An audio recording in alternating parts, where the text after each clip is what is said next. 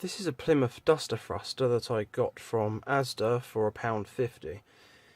The shops, these have been out for a while now in the shops, and they're starting to try and sell them off cheap to clear them out.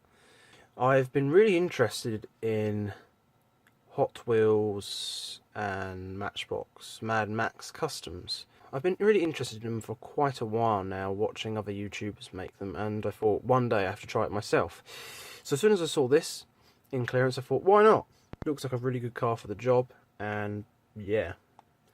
So here's the car. Let's get it out of the box. I'm not too fussed about this one. So here we have the duster thruster here.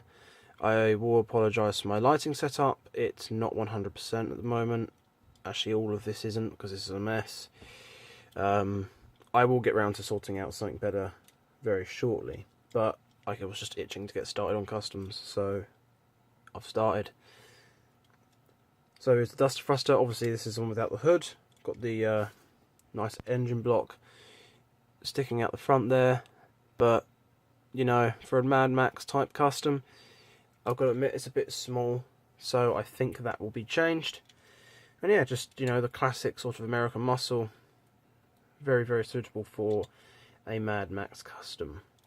Now, the original idea that I actually had for this was to try and rust it, legitimately actually rust the metal using certain techniques. However, it's zinc plated, which will prevent corrosion, so one, I have to get rid of the zinc coating, and two, it's an alloy that I'm pretty sure has aluminium in, and that doesn't rust very well, and I don't think it will rust very well.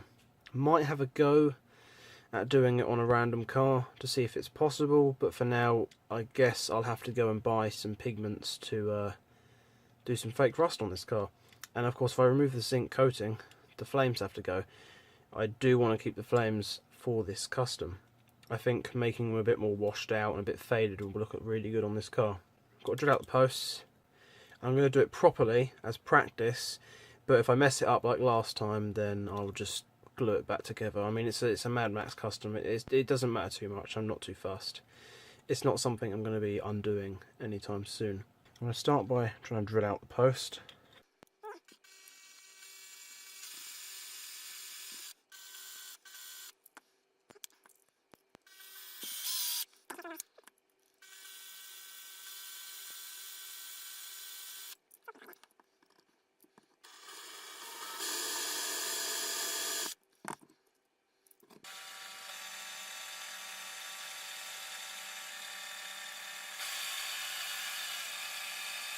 Don't like how much that's wobbling.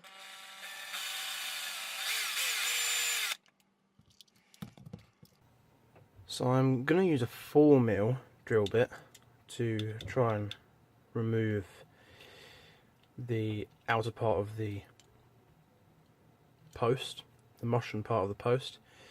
Before I used countersink drill bits, but I feel like they just made the hole inside wider, and that's where part of it went wrong. I might be wrong, but for now I'm going to do what I've seen other people do. Hopefully 4mm isn't too big. Very well.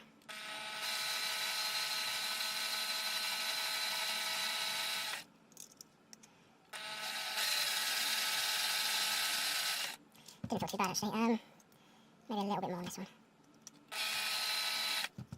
Ow, that was sharp. Don't brush it. Okay, I'm just going to have to...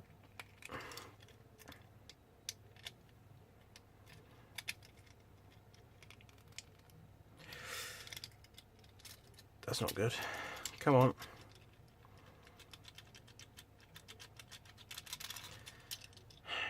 It's because this one's drilled wrong. It's gone into the side.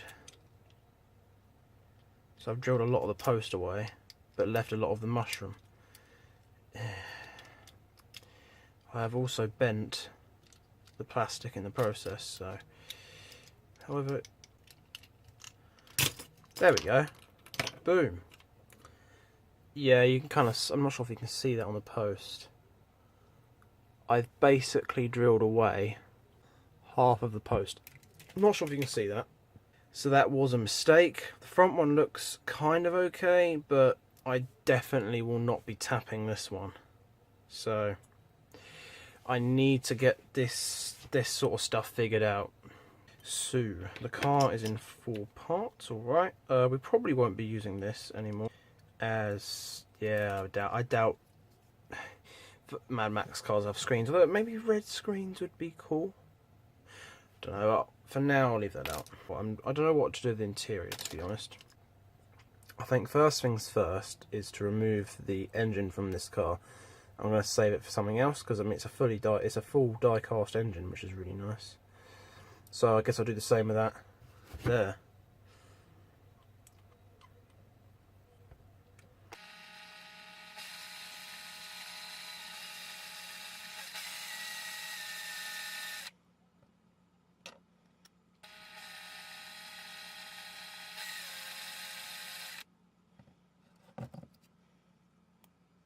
Got a bit to remove actually.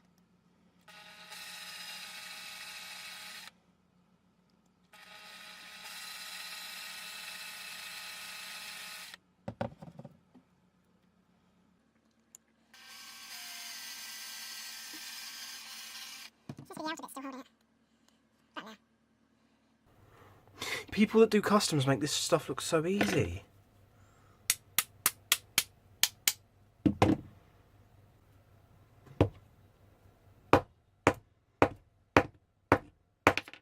Got ya. So with a little bit of brute force in the end there, I've just thrown it on the floor. So thanks to our friend brute force and ignorance, we've got the engine out. Definitely going to keep that because it's a decent little engine. It'll have to be super glued into another car because, well, that post is ruined. She could probably drill. She could probably drill into that and tap it, but I still haven't got this post drilling thing sorted yet. So yeah, but there we go. There's the die-cast shell, looking very nice. I am thinking, my plan is with this car to dent up the back a bit here, like it's had a bit of a collision in the back end.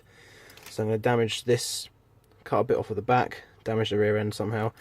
I would use a Dremel, which most people use, with a spherical type cutting disc, or whatever, to add dents. However, well, the Dremel, I do have a Dremel, but the button's rusted shut. I got given it to try and fix it and I never got around to doing it, so I'll probably try to do that, but I don't have any bits for the Dremel yet, so, but I don't have any rust stuff yet either, so this is going to be a long project. I just started recording it soon because I just couldn't wait, literally. So the car here now needs an engine, and the engine in particular will be coming out of this Valentine's Day, this 2017 Valentine's Day Roger Dodger, which I picked up from Poundland. This car is going to be a custom as well, but I want to take the engine out and use it in this. Nothing too big, but it is a lot bigger than the original. So yeah, I've now got to drill the posts for this car as well now, and then get this engine block out. So we got the body off of this. I've just thought, yeah, actually that looks a lot neater. I can always use a smaller bit to drill and tap these later on. It'd be a little bit more fiddly, but yeah, I'm sure it's doable. So yeah.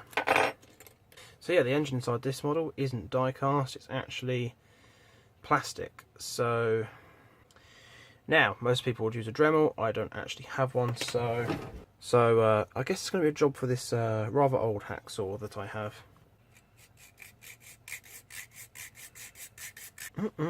Smells like burning plastic now.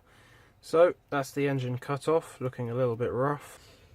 But yeah, this one has a plan coming up in the future, so be sure to check that out when it happens, which should be quite soon. Now that we have the engine, it's a little bit bigger. Oh yeah, that's much more Mad Max style. Oh, it's a bit of a tight fit between the arches for the wheels, but I'm sure we can make do. Maybe we could even wedge it in that. so the glue has a much easier job. Now I want this car to really look like it's had a rear end hit, so I think just using a Dremel wouldn't even be good enough. I think I need to really dent the back end of this car and then cut the actual die cast so the wheels still fit and the back end still fits. So I'm actually considering at this point a hammer, but I'm not sure how to hit that point and dent that point without bending the car in the middle, which is what's going to happen. I'm even considering just, you know, getting the snips and just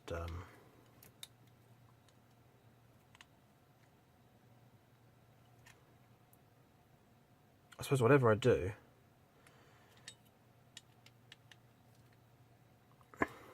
it could be worse, whatever I do. So, you know, I don't mind just kind of going to town with it, really, and just hoping that something decent comes out of it. I might actually even try cut a bit off if I can. Whoops, I just did. So, well, it's definitely going to be that side. So what I'm going to do is I'm going to remove a bit of that bumper. But I want to snap it so it looks like it has broken off. Oh no, I've just cut it off. I haven't got any pliers, but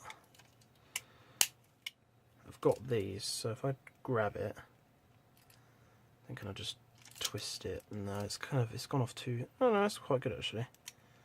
Quite like that. And then I'm just gonna kind of mess that up a little bit. If I get some light on that, if I can. Yeah, it looks kind of alright. Said before, I'm completely new to this, so it's kind of just trial and error at this point. Trying a bit of a different method. I'm actually cutting through with a hacksaw here. Yeah, it ain't too great of a hacksaw. I wish I had a Jaws saw.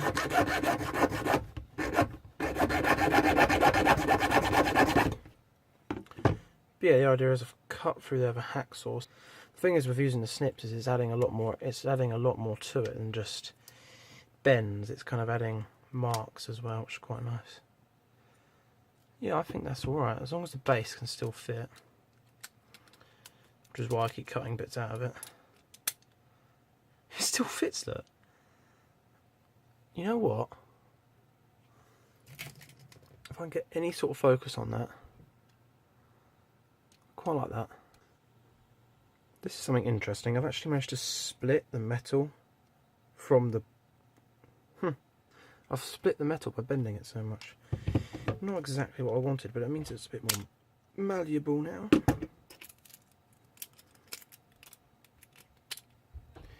Base doesn't fit anymore, I've ruined it now. Easily fixed, just by doing a bit too much on the base. I decided to forget that die cast, this kind of metal was brittle, and if you keep bending it, it snaps. So, yep, great. That's now completely broken. I think my idea now is just to bend this down and hope that I can sort of cover up what I've just done.